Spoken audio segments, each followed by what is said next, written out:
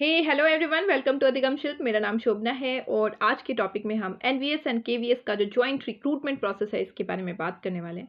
देखिए, कल के वीडियो में मैंने आपसे बताया था कि एक सर्कुलर जारी हुआ था जिसमें ये बताया गया था कि एनवीएस एंड केवीएस का जो रिक्रूटमेंट है वो जॉइंट इस बार होने वाला है। सीबीएसई इसको कंडक्ट कराने वाली है और मैंने ये भी बताया था कि 14th ऑफ द मंथ यानी आज से इसकी एप्लीकेशन फॉर्म आवेदन की तिथि स्टार्ट हो जाएगी और ये कंटिन्यूड आपकी जो है वो 4th ऑफ दिसंबर 2025 तक होगी, राइट।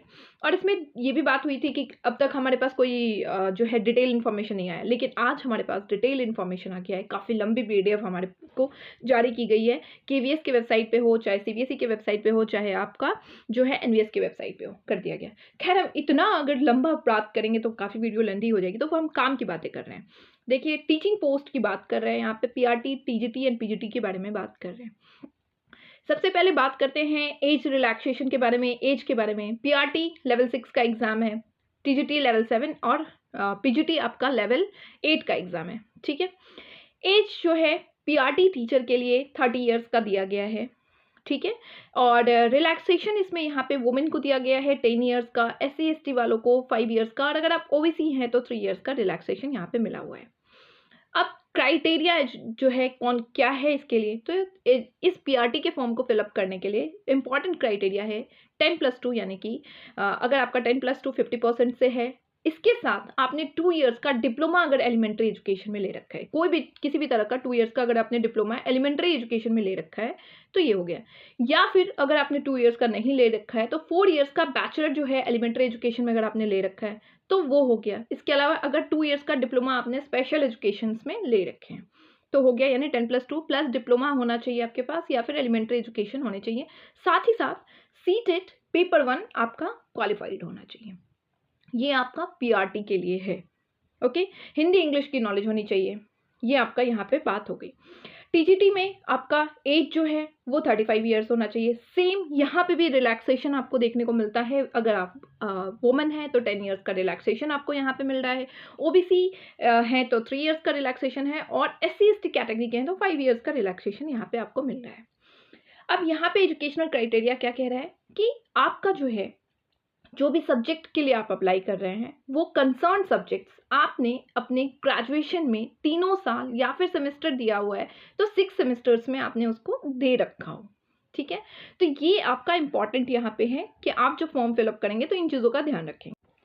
तो यानी कि एजुकेशनल क्राइटेरिया जो आपका है वो पीआरटी और टीजीटी के लिए जो क्राइटेरिया है उसके साथ में पीआरटी टीचर के लिए सीटेट 1 क्लियर करना इज़ इम्पॉर्टेंट, और टीजीटी टीचर के लिए सीटेट पेपर 2 क्लियर करना ज़रूरी है। यहाँ पे ये क्लैरिफिकेशन आपको मिल गई है कि आपने अगर सीटेट क्लियर किया हुआ है तो आप इन दोनों लेवल्स के लिए एग्ज़ाम दे सकते हैं, ठीक है। ये चीज़ें यहाँ पे जो है क्लियर कर दी गई है। अब पीजीटी जो है आपका लेवल 8, इसमें आपको है मास्टर्स होने चाहिए, आपके मास्टर्स 50% मार्क्स होने चाहिए मास्टर्स में, और वही चीज़ है कि कंसर्न सब्जेक्ट आपका यहाँ पे होना चाहिए। ये चीज़ें एजुकेशनल क्राइटेरिया आपका यहाँ पे है।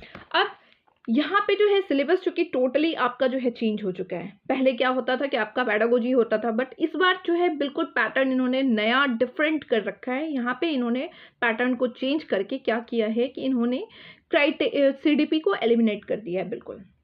अब मोड ऑफ एग्जामिनेशन वो कैसा ले रहे हैं, तो 2 टायर में ये एग्जाम होने वाला है, टायर 1 एंड टायर 2। तो टायर 1 जो है वो क्वालिफाइंग नेचर का है, और टायर 1 के साथ टायर 2 होगा। जो क्वालिफाई करेगा वो टायर 2 देगा। प्लस 1 है टायर 1 का जो टेस्ट है, मतलब सिलेबस जो है वो आपका है, यहाँ पे स्क्रीन पे भी है, मैं एक बार शेयर भी कर देती हूँ कि जनरल रीजनिंग से आपके 20 क्वेश्चन आ रहे हैं। न्यूमेरिकल एबिलिटी यानी मैथ्स के जो है न्यूमेरिकल के जो है वो 20 क्वेश्चन है। कंप्यूटर की नॉलेज आपको होनी चाहिए तो कंप्यूटर लिटरेसी से भी 20 क्वेश्चन है। जनरल नॉलेज से आपको क्वेश्चंस देखने को मिलेगा 20। लैंग्वेज कॉम्पिटेंसी टेस्ट इंग्लिश को प्रायोरिटाइज किया गया है, 10 नंबर के क्वेश्चन आपको वहाँ देखने को मिलेंगे। साथ में language competency test 1 other modern Indian language, कोई भी इंडियन लैंग्वेज जो है उस पर भी आपको 10 क्वेश्चन देखने को मिलेंगे, जो भी आप चूज़ करोगे कोई भी। तो यानी टोटल आपको 100 क्वेश्चंस यहाँ पे देखने को मिल जाएंगे। टोटल इनके जो मार्क्स हैं वो आपको 3 मार्क्स हैं, और यहाँ पे स्क्रीन पे आप देख सकते हैं कि 20 मतलब पर क्वेश्चन आपके जो है 3 मार्क्स के क्वेश्चंस हैं, ठीक है। तो ये आपका हुआ। साथ में नेगेटिव मार्किंग है, 1/3 की नेगेटिव मार्किंग है आपकी, यानी कि आपने अगर 3 क्वेश्चंस गलत किए हैं तो वहाँ पे आपके 1 आंसर जो आपके करेक्ट है वो एलिमिनेट हो जाएंगे। ठीक है, ये आपका टायर 1 है। अब टायर 2 के अगर हम सिलेबस की बात करें तो वो आपका कुछ ऐसा है, यहाँ पे टोटल 100 मार्क्स का है, जिसमें ऑब्जेक्टिव आपको 60 मार्क्स का दिखेगा, साथ ही डिस्क्रिप्टिव आपको 10 मार्क्स का देखने को यहाँ पे मिलेगा। ठीक है, तो ये आपका जो है टायर 1 एंड टायर 2 की बात हो गई सिलेबस के साथ में। जो है आपको पता है कि क्वालिफाइंग नेचर का होगा टायर 1, टायर 2 आपका जो है वो स्कोरिंग होगा।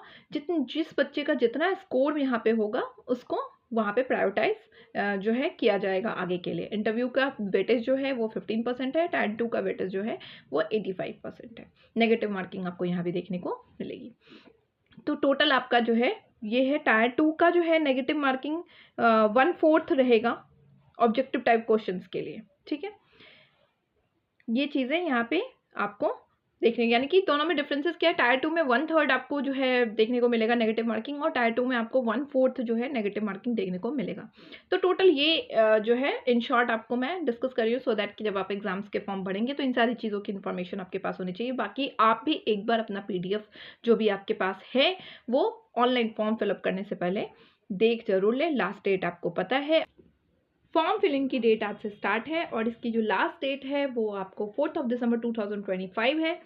तो अपना अच्छी तरीके से आप लोग भी एक बार फॉर्म फिलअप करने से पहले अच्छी तरीके से इस PDF को पढ़ लीजिए और फॉर्म फिलअप कर दें। और एग्जामिनेशन की तैयारी अब धीरे धीरे स्टार्ट होनी चाहिए। चलिए, जो भी रिक्वायर्ड इन्फॉर्मेशन आप लोगों के लिए मुझे लगा यूज़फुल है वो मैंने आपसे शेयर कर दिया है। वीडियोज़ अगर अच्छी लगती है तो प्लीज़ चैनल को लाइक शेयर एंड सब्सक्राइब ज़रूर करिएगा। मिलते हैं नेक्स्ट सेशन में नेक्स्ट वीडियोज़ के साथ में, तब तक के लिए bye bye and take care.